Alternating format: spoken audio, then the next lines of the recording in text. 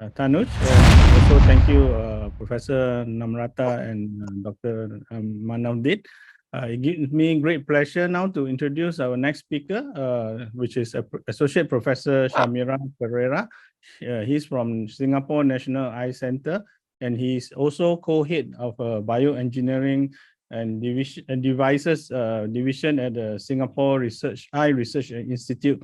And he has actually interest in surgical devices and has actually have a few patents already out from his biomechanics and also in surgical devices for glaucoma and cataract surgery. And he has also had award-winning free app module called Touch Surgery. And I would like to now invite him to speak on surgical challenges in nanophthalmos. And because of time, he will just concentrate on phacoemulsification in nanophthalmos. Over to you, Shamira. Thank you very much, Tanuj, and SK for the very kind introductions. So I'll be speaking on phaco in nanophthalmic eyes. It's great to be here at this meeting. These are my financial disclosures, none of which are relevant to today's talk.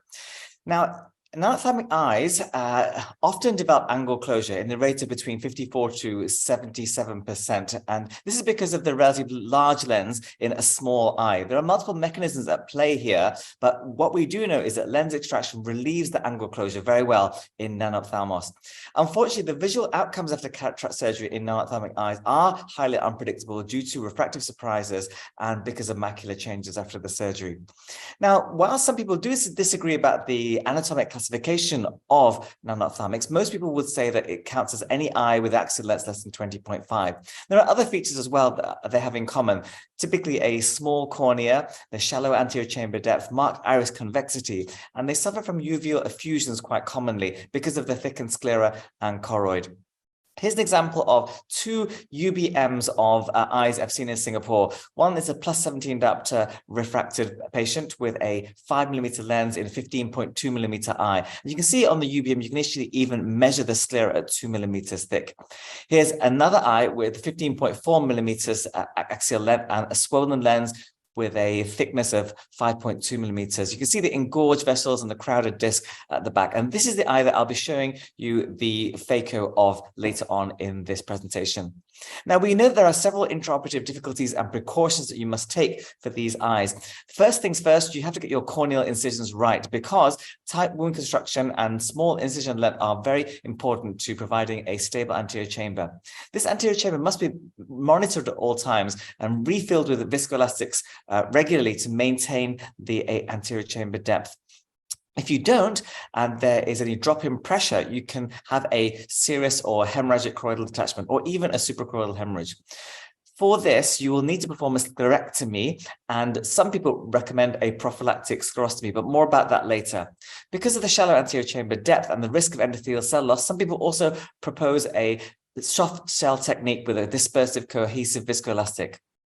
Now, my tips that I particularly use are, and I think these have been well recognized as quite commonly used by other surgeons, is the use of topical intracameral anesthetics for the surgery. If you're going to use a peribulbar, try and not use too much fluid because these eyes typically have a small orbital size and also small palpable aperture. So you might be making things more difficult for yourself if you put in too much fluid.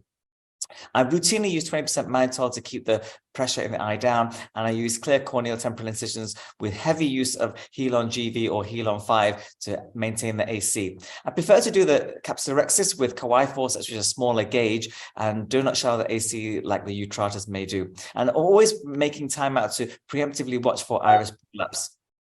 Now, there are several controversies about these eyes as well. Some people do like to perform a limited pars plana vitrectomy to give themselves some space in the anterior chamber, but you have to be very, very careful with this. And I'm not a fan because you can go straight through into the retina if you do this because of the non-existent pars plana. In terms of sclerotomies, I again prefer not to do these until absolutely necessary if there is some shallowing because of the formation intraoperatively of an effusion. But I'm ready for it because I do like to perform sclerectomies, especially in those eyes that have had previous uveal effusions. I prefer to do them square in shape and at the start of the operation. And you do find that actually it does deepen the anterior chamber. In terms of the suturing of the wounds, I prefer to do that because you do want to maintain the integrity of the globe and you don't want any AC shallowing through any leaks. Now, PCRs are very common. As you can see in one study, it showed that in non-ophthalmic eyes with axial lens averaging around 20 millimeters in length, they were getting 11.7% of PCRs. And this increased up to 25% in those eyes that are shorter than 17 millimeters. Here's an example of one case, and you'll see me performing a sclerectomy here. This is a 15.4 millimeter non-ophthalmic eye, in which case there were previous effusions. In fact, the other eye lost vision completely because of uveal effusions. So this is the only eye, and I'm performing these square-shaped sclerectomies around about 90% depth. I've measured the thickness at about 2 millimeters, and I'm doing these about 4 millimeters back. It's harder to get decent sizes on these because there's just not much space to move. As you can see, I'm very, very close to the choroid there, and if necessary, I can just plunge through by cut down and relieve any fluid that's accumulating in the suprachoroidal space. There was one such study that looked at randomizing patients to a sclerostomy versus no sclerostomy. And although it's small numbers, you can see that there were actually less complications in the sclerostomy group. This didn't quite achieve statistical significance, though. But the idea it being that it allows any accumulated suprachoroidal fluid to leak out. Here's me performing the remainder of the operation. You can see that I'm performing an initiation of the capsulorhexis with a needle here, and I'm always beware of the capsulorhexis tearing out, which is a common thing that can happen in these eyes. I'm using a Kawai forceps, which is a small gauge and doesn't allow showering of the anterior chamber. I've done the sclerectomies already, and the AC has deepened. Here, I'm watching out for iris prolapse, and I've put in specifically these iris hooks to keep the pupil size bigger. The phaco goes well, and I put in the lens here, which is a acrylic lens.